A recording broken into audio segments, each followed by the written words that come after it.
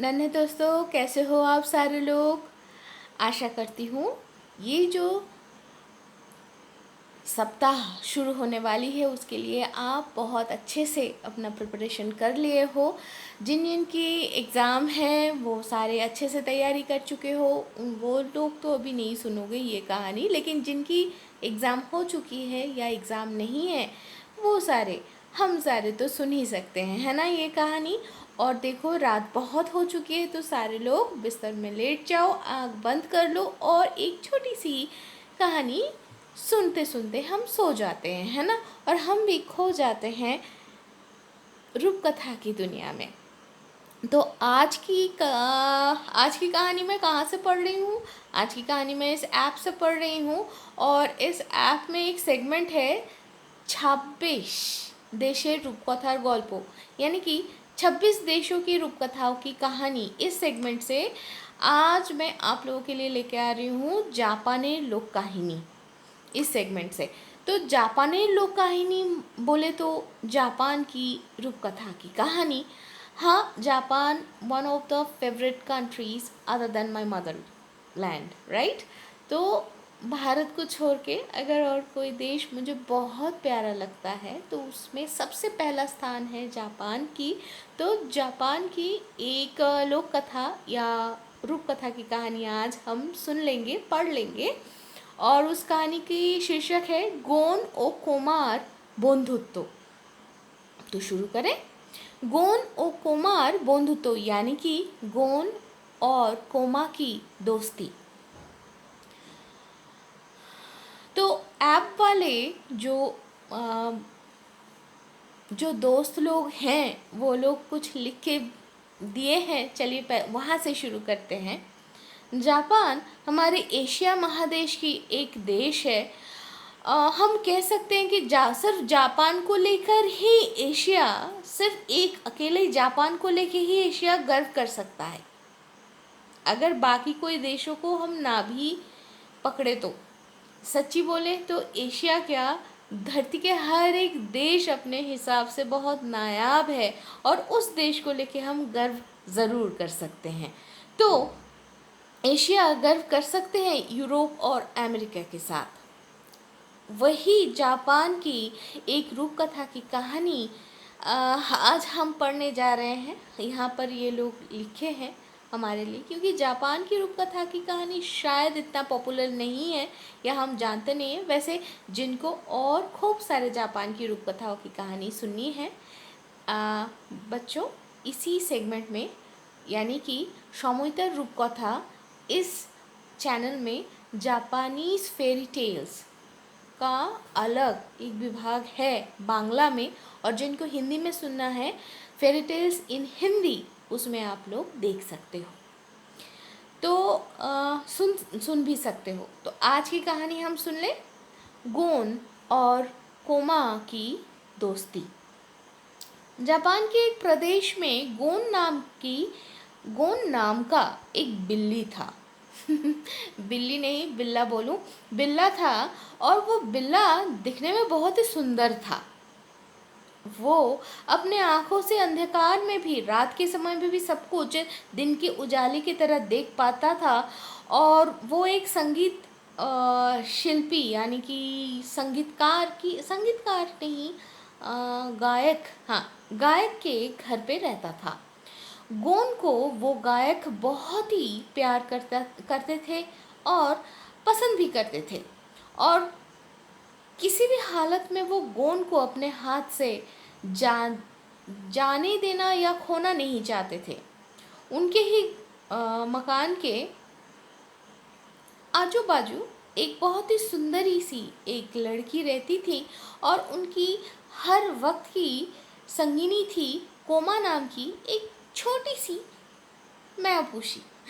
मतलब क्या बोलूँ, बिल्ली, पुशी बेराल हम लोग बांग्ला में ऐसे बोलते हैं। तो वो जो बिल्ली थी ना, वो बहुत ही रुचिशील अभिजात प्रकृति की थी और बहुत ही मार्जित उसके व्यवहार था। वो बहुत ही भद्र स्वभाव के, मतलब बहुत ही सुलझा हुआ होकर वो मछली खाती थी, उनके जो कांटा होते थे वो खाती थी, या दूध पीती थी। और खाने के बाद अच्छे से अपने नन्हे से गुलाबी वाले जीभ से अपने मुंह, हाथ और पैर चाट चाट के पूरा साफ सुथरा कर लेती थी। और इस काम को करने में उसको कभी भी गलती नहीं होती थी। और उसकी जो मालकिन है ना, वो हमेशा कहती रहती थी, कोमा कोमा तू अगर नहीं होती तो मैं क्या करती। तो एक दिन क्या हुआ, वो दोनों बिल्ली, मतलब एक बिल्ला और एक बिल्ली, कोमा और गोन और कोमा दोनों ही घूमने निकले। और वो लोग एक चेरी ब्लॉसम बोले तो जो चेरी का जो फूल होता है वो पूरा खिला हुआ है, ऐसा वाला एक पेड़ के नीचे आए और एक दूसरे को देखे और भाई दोनों ही फिदा हो गए। और क्या बोलूँ क्योंकि कुछ दिनों से ही गोन ये सोच रहा था कि भाई मेरी एक दोस्त होनी चाहिए। लेकिन जितने सारे बाकी पुशी बेराल यानी कि बिल्ली उसको दिखा, वो सारे उसके हिसाब के बराबर नहीं रहा। और उधर जहाँ तक कोमा दिखी हमारे गोन को, वो तो भाई सोचने लगा, अरे यही मेरी दोस्त बनने लायक है। एक ही प्रकार का अनुभव हमारी कोमा को भी हुई वो भी सोचने लगी, हाँ ये बिल्ला तो मेरा दोस्त बनने लायक है भाई। और फिर अब क्या कहना, वो दोनों सोचने लगे तो ठीक है ना, अगर पसंद आ ही गए हैं तो एक ही साथ रह लेते हैं। लेकिन वो लोग एक साथ रहें, ये आसान सी काम आसानी से हुई नहीं। पहले तो गोन अपने गायक जो मालिक है उसके पास गया और जाकर बोला कि आप कोमा को उस जो महिला है, वो औरत जो है, उनसे भद्र महोदया है, उनसे आप खरीद लो और अपने पास रख लो ताकि हम एक साथ रहे। वो राज़ी नहीं हुए। वो जो वो जो लेडी थी, उनको कोमा एक बार तो गोन अपने मालिक को रिक्वेस्ट की, तो एक बार कोमा अपने मालकिन को रिक्वेस्ट की, लेकिन दोनों ही कोई इंटरेस्ट नहीं दिखाए। तो तब वो लोग सोचे, क्या ही कर सकते भाई, अगर ऐसी बात है तो चलो हम लोग भाग चलते हैं। एक दिन चांदनी रात में वो लोग घर से निकल पड़े। पूरी रात, उसके बाद पूरा दिन वो लोग रास्ते रास्ते इधर उधर भटकते रहे। फिर वो लोग आकर पहुँचे एक सुंदर से पार्क में। वो पार्क इतना सुंदर था, पेड़ पौधों से लदा पड़ा और ठंडी हवा चल रही थी। स्निग्ध जो छाया थे वो पूरा उस परिवेश को इतना मनमुग्ध कर बना दिए थे कि गोन और कोमा देखकर सोचे कि ये क्या स्वर्ग का बगीचा है क्या। लेकिन उन लोगों को पता नहीं था कि बहुत ही पास एक बिकट एक 4 पैर और नोकीले दांत और नोक मतलब नाखून वाले कोई एक राक्षस वहाँ पर उन लोगों के लिए ही इंतज़ार कर रहा है। और वो सिर्फ चांस ढूंढ रहा था कि कब उसके ऊपर झपट पड़े। तो कोमा जैसे भी हो जहाँ तक वो दिखी कि भाई वो आ रही है, सॉरी वो जो हम किसको बोल रहे हैं, वो जो राक्षस 4 पैरों वाला जो राक्षस है वो आ रहा है। कोमा तो जल्दी जल्दी वो जो एक उस बगीचे में चेरी का ट्री था, मतलब चेरी जो था, चेरी के जो पेड़ था उसके ऊपर वो चढ़ गई। और गोन अपना दांत मुंह भींच के अपने गले से गर गर आवाज़ निकालना शुरू कर दी है। और अपने दोस्त को बचाने के लिए वो डट कर खड़ा हो गया। लेकिन वो राक्षस बहुत बड़ा सा था भाई, तो इसीलिए उसके विरुद्ध गोन कितने देर तक टिक पाएगा पता नहीं। तो नसीब अच्छी थी, कह सकते हो कि एक कोई किसी व्यक्ति का नौकर उसी समय वो सारे आवाज़ हल्ला जो हो रहा था वो सुनकर उस पार्क में आकर उन लोगों के सामने आ गए और जैसे तैसे करके उस राक्षस को एक क्या बोलूं, केज के अंदर बंद कर दिए। और केज के अंदर बंद कर दिए, लेकिन एक बात ध्यान रखना है कि अभी भी उस चेरी के ऊपर, चेरी के जो पेड़ है उसके ऊपर कोमा अभी भी बैठी हुई है और गोन को वो जो नौकर है वो उठाकर गोदी में लेकर उस पार्क की जो मालकिन है, जो है ना मालिक, अच्छा, पहले तो मालिक के पास पहुंचा गोंद और फिर मालिक ने उस राज्य के राजकुमारी को वो पहुंचा दिए। मतलब कौन तो चेड़ी के ऊपर बैठी रही, लेकिन गोंद जो है वो राजकुमारी तक पहुंच गई है। अब गोंद को तो राजकुमारी बहुत प्यार करती थी, है ना, लेकिन कोमा को छोड़ के आने के कारण से गोंद जितना भी सुखी रहे, लेकिन उसका सुख जो है, उसका जो आनंद है वो कभी संपूर्ण नहीं हो पाती थी।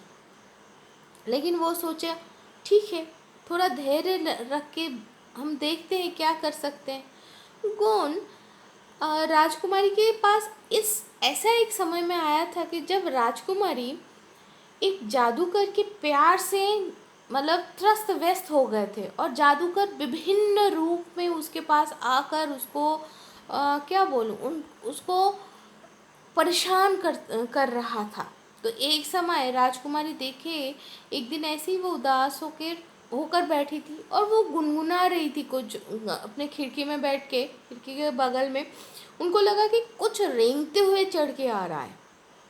तो वो जब देखे तो वो देखे कि एक सांप है और राजकुमारी को तो समझ में आ गया कि भाई ये वो जादूगरी है जो अपना रूप भेष बदल कर सांप होकर आ रहा है। तो पहले तो ऐसा देखा और अचानक से देखे तो सब कुछ हड़बड़ाहट में राजकुमारी मूर्छित हो गए।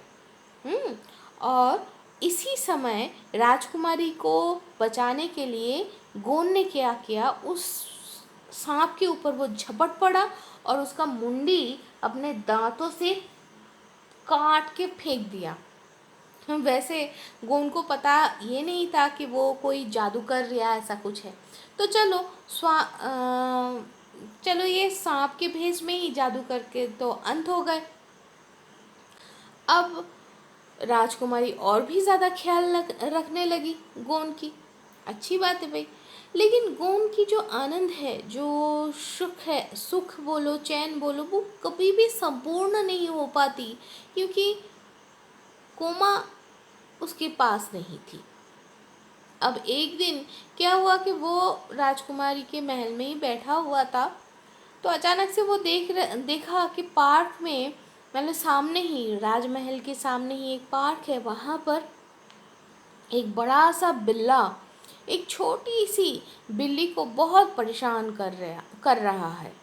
अब गोंद हमेशा ये सोचता रहता था कि जो दुर्बल है उनको अगर कोई बलशाली ऐसे अत्याचार करे तो वो उसको बचाने की, मतलब जो दुर्बल है उसको बचाने की हमेशा कोशिश करता था और हमेशा खड़ा भी रहा। तो ये सोचकर वो सोचा कि यार ये जो छोटी सी बिल्ली है इसको बचाना मेरा कर्तव्य है। जाकर वो भी बहुत लड़ाई वड़ाई करके उस बड़ा सा जो बिल्ला है उसको वो भगा दिए। और फिर जहाँ तक वो छोटी सी वो उस बिल्ली को कुछ कहने जा रहा था तो वो घूमते हुए देखा कि अरे ये तो उसका कोमा है। तो फिर और क्या हुआ, गोंद तब कोमा को लेकर राजकुमारी के पास पहुंच गई। वो तो पहुंच गया और राजकुमारी के पास दोनों ही सुख और शांति और चैन से रहने लग गए। तो दोस्तों आज की कहानी तो यहाँ पर ही ख़त्म होती है और आज की कहानी से हम लोगों को क्या सीख मिलती है कि सीख यही मिलती है कि देखो हर प्राणी या हर प्राण, जिस भी वस्तु में प्राण है, स्पंदन है, उसमें प्यार है। और प्यार की भाषा हर जीव में, हर व्यक्ति में अलग अलग होती है। लेकिन अगर हम शांति से अपने मन को स्थिर करें तो वो भाषा हमें ज़रूर सुनाई पड़ती है, और उस भाषा से हम उस अस्तित्व के साथ ज़रूर जुड़ जाते हैं, जैसे गोंद के साथ कोमा जुड़ गई। तो चलो, अच्छी बात है ना। तो हम भी अपने मन को स्थिर कर लें, ताकि पूरे ब्रह्मांड में जो प्यार घूम रहा है, जो प्यार फैला हुआ है, उसके साथ हम भी स्पंदित हो पाए। तो बच्चों, आज के लिए यहाँ तक ही। और हाँ, जाने से पहले ज़रूर बोलूँगी, पूरे ब्रह्मांड का संपूर्ण रूप तो हम देख नहीं सकते हैं, लेकिन अपने चारों तरफ इस ब्रह्मांड का ही एक थोड़ा सा एग्जाम्पल हम देख रहे हैं। आओ इसको प्यार से अच्छे से रखें, ठीक है ना। टाटा।